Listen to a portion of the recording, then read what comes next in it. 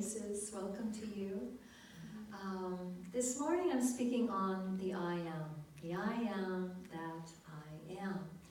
And for me, in a way, speaking on the I am is sort of like talking about silence. The more you talk about it, the further you kind of get away from it. And that's why, I wanted us to chant the I am and just, feel that I am that I am. What is that I am that I am? It is in Hinduism and Christianity and Judaism, it is the greatest, highest name for God. And we sang that chant Soham, that is in Hinduism the greatest mantra. Soham, I am that, or I am he. I am that I am. What does that mean? What is that? My probably most favorite sage of all, yogi from India, Ramana Maharshi. He lived in the early 1900s, and he says, among the many thousands of names of God, no name suits God, who abides in the heart, devoid of thought, so aptly as I am, or I or I am. I'm taking a class right now, actually just finished a class on the Christ, and we were talking about this scripture from Moses, where Moses is having a conversation with God. He's having this inner guidance that's guiding him, and he's supposed to go and help the Israelites. And he asks, who do I say sent me? And the answer, I'll read it in verbatim, from Exodus chapter 3, verse 14 says, and God said to Moses, I am that I am. Say to the children of Israel, I am sent me to you. I am sent me to you. And so Moses said to the Israelites, I am sent me to you. Isn't it interesting that God itself, I'm not going to say himself or herself, God itself called itself, I am. I am. That is fascinating to me. So when we read, I've been really looking deeply into this. We read in John chapter 8 from verse 45 through 59. It describes Jesus having this conversation with the Jews. And he is so clearly coming from the I am. He is coming from the highest state of awakened consciousness. He's identified with the I am. He's not identified with his body. He's identified with all that is, the great I am. And you can tell in this conversation that the Jews that he's speaking with do not understand at all. They're hearing him from normal consciousness, from very identified with the body. And so listen to how the conversation goes. It's fascinating to me. He says, he that is of God hears God's words, but you hear them not because you are not of God. He's telling them your consciousness isn't refined enough right now to recognize truth, to understand what I'm saying. And he's trying to show them that they're completely identified with the body, And he's trying to help them understand a greater reality. He goes on to say, if you keep my saying, if you can imbibe this deepest truth, you will never see death. And so they are just like, what? Who are you to say that? They reply to him. They think he's possessed by the devil at this point. And they reply to him, even Abraham died. Who are you to say we can overcome death? Okay? And then Jesus responds, listen to these words, verily I say unto you, before Abraham was, I am. What's he saying? He's saying, I am timeless being. I am eternal. I am that I am. And so at this point, they picked up stones. They were going to stone him, and he left. He got away. He went and hid. And, that's what you get for speaking the deepest truth 2,000 years ago, right? But I'm so grateful we can talk truth. We can speak truth now. We can speak it plainly, and we don't have to worry about being stoned. But again, in Matthew, he affirmed this eternal nature of the I am, saying, I am with you always, even unto the end of time. So what's he saying? He's not saying my body is with you, is he? He's not saying my body's with you to the end of time. He's saying I am. And I am is who I am. That's what I'm identified with. And that is eternal. And that is what is always with you. It can never not be with you. And so if we are, as we are, one with Spirit, one with God, then the truest name for us, perhaps, is the I am, is the great I am. And so I was thinking, well, how does this have meaning for us today? Because it is a very, very deep, wide, thing to even contemplate, the I am that I am. How does it have meaning for us? Well, it has meaning because it's pointing us to something greater about ourselves. And what if we just live this whole life just being identified with form? What if we just live this whole life just being identified with the body? I'm just the body, I'm just my mind, I'm just all this conditioned awareness, and I never even contemplate something greater of myself. I never contemplate maybe just I am before and after the body. Maybe there is something far more. I was watching a video from Eckhart Tolle, and Eckhart Tolle, I love his humorous way of showing us our self-talk. He has such a funny way of showing us the nature of our mind. And he just gets such a kick out of himself. I mean, have you watched any Eckhart Tolle? He laughs and he giggles, and he just has such a great way of showing us how the mind gets so identified with itself and its story of suffering usually, like its story of what's wrong usually. And he was, in this video I was watching, he was channeling the mind, kind of the neurotic mind. He was saying, yeah, but I need my story. I need all the things I've been telling myself in my mind about myself. And what I've been telling myself about other people, and my parents, and my relatives, and my coworkers, and my ex-wife, and my ex-husband, and what people did to me, and what I did, and how I failed, and what I didn't do, and who am I without that? Who am I without that? I can't let go of that. I need to think about it some more. Does that sound familiar? Anybody? Anybody? Oh, you guys are beyond that. I'll admit it. Thank you. So we do. We have this habitual place of mental noise, and it's so common that we just think it's normal. We think it's normal versus, the experience of silence, and then once in a while there's a thought, and that thought is revelation, because we are living that be still and know I am God. If we are living that, if that's real for us, then there's a lot of stillness, and once in a while there's a thought, and that thought is revelation. That's what comes out of silence. Creativity. Every great artist knows that. Something greater comes out of the silence. And every therapist knows that you get to a point when you're working with somebody where you hit the resistance and you see how people don't want to be free of their suffering. That sometimes we hold on to, don't we, Terry? Because that's our identity. And who would we be without that, right? So it's so important to learn to see what we attach to the I am, right? Because the I am is powerful. The I am invokes God. It invokes the universal power. What do we attach to it? I am a victim. Sometimes we attach that, right? And then we give the whole power of the universe to that. But if we say, I am the light of the world, we give the whole power of the universe to being the light of the world. See the difference? You feel the difference, don't you? There's a big difference.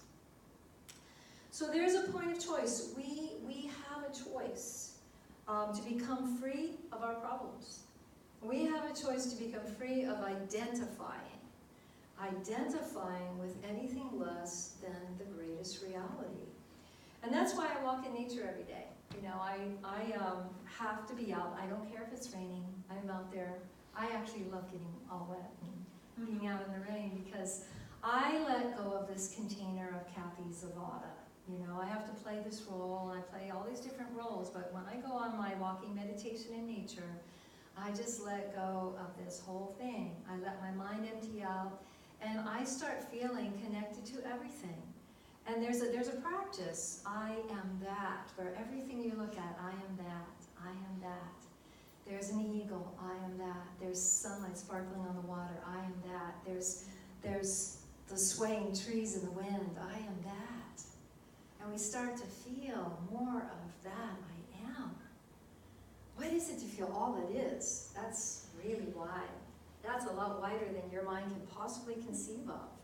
But when your mind gets still and you get empty and you go out and you open yourself to all that life is, all that I am, you experience it. You can't talk about it. I'm trying, but but you experience it. We want the direct experience, right? So the I am is an experience beyond thought. And that's why we have to empty out this content of our conditioned mind. There's a beautiful scripture that I spoke of in our meditation.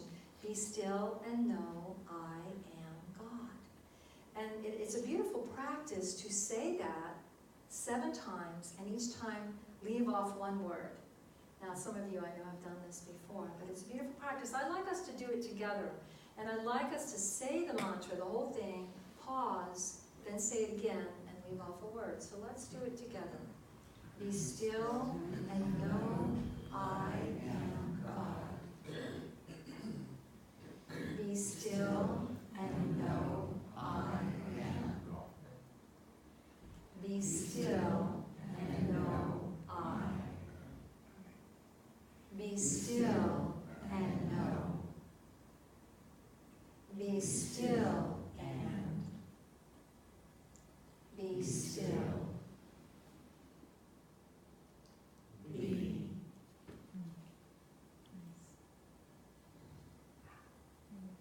You feel that? Yes. So much power in that. I've got chills.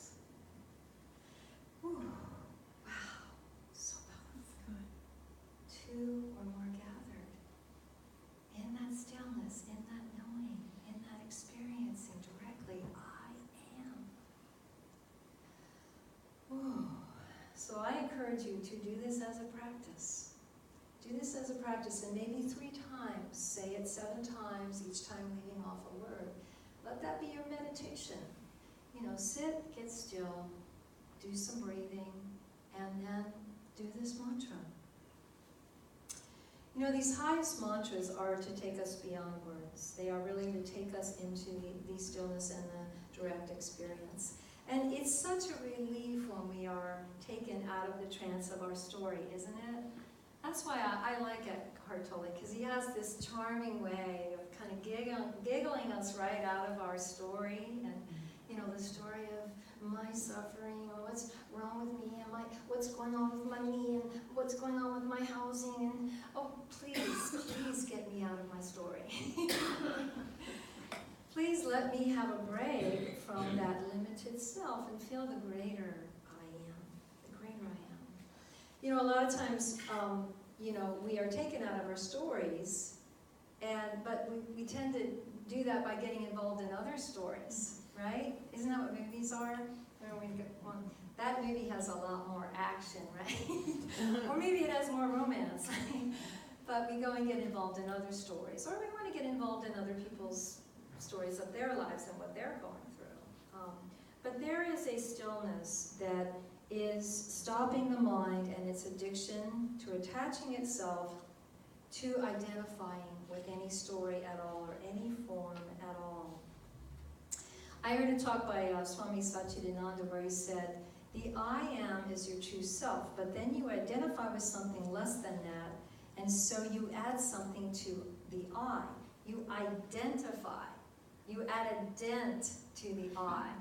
And I found that really helpful.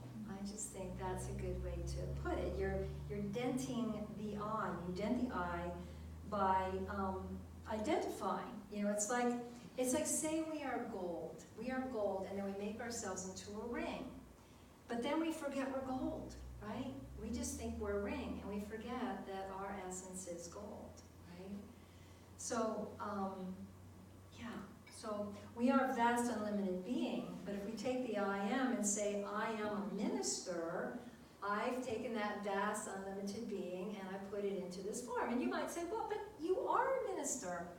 And I would say yes, but if I stay in the deepest truth of who I am a minister very temporarily. You know, I'm a drop of water in the ocean when I'm a minister, but I'm actually the ocean. Does that make sense? Yes. Am I making sense here? It's not easy to talk about. Yogananda had this beautiful song, I am a bubble, make me the sea. Make me the sea, make me the sea. I am a bubble, make me the sea. That's what I'm saying here. Make me the sea. Charles Fillmore, he met Swami Vivekananda. I know I'm naming all these Hindu saints today, but that's because they write the best on the I am, and they write incredibly on the I am. But Vivekananda was hugely influential to Charles Fillmore and to unity. He met Fillmore in the 1886, I think, and he just loved him. And he just got all Vivekananda's books into that first Unity bookstore. But Vivekananda was speaking from the I am. You can tell when you read his works. He was amazing. And let me read you what he says. This is how he puts it. And he is really coming from the I am. He says, everything is substance plus name and form. Name and form come and go, but substance is eternal. There is the real me, the spirit, which nothing can destroy. And there is the phenomenal me, which is continually changing and disappearing. So when he says there is the real me, which nothing can destroy, it sounds very similar to when Jesus said, if you discover the truth, you will never know death. Yeah. So the point, one last point that I want to make about the I am that I made earlier is that it does invoke God. It is the most powerful name for who we truly are. And so when we speak the words I am, it's very important to realize whatever follows those words matter. Okay? There's somebody, Wayne Dyer used to talk about this a lot. And he says that we want that which is aligned with God in the same sentence for the perfect affirmation. So for instance, I am loving, or I am compassionate, or I am strong. Those are powerful manifestation affirmations, right? I am loving, I am compassionate, I am strong, I am powerful, I am able, I am awakening, I am the light, right? And that has a lot more power and has a very different energy than the more negative, I am broke, I am fat, or I am a failure, right? That does not feel good, does it? Right away you go, ooh, don't give power to that, right? So what affirmations do we want the power of the universe behind? That's what we want to pay attention to, right? So the I am is infinite power. And so whatever we attach to it, we give power to. So in closing, I would like us to go back to those affirmations we sang at the very top of the service. Would you repeat after me? I am the light of the world. I am the light of the world. I and the Father are one. I and the Father are one. I and the Mother are one. I and the Mother are one. I and the earth are one. I and the earth are one.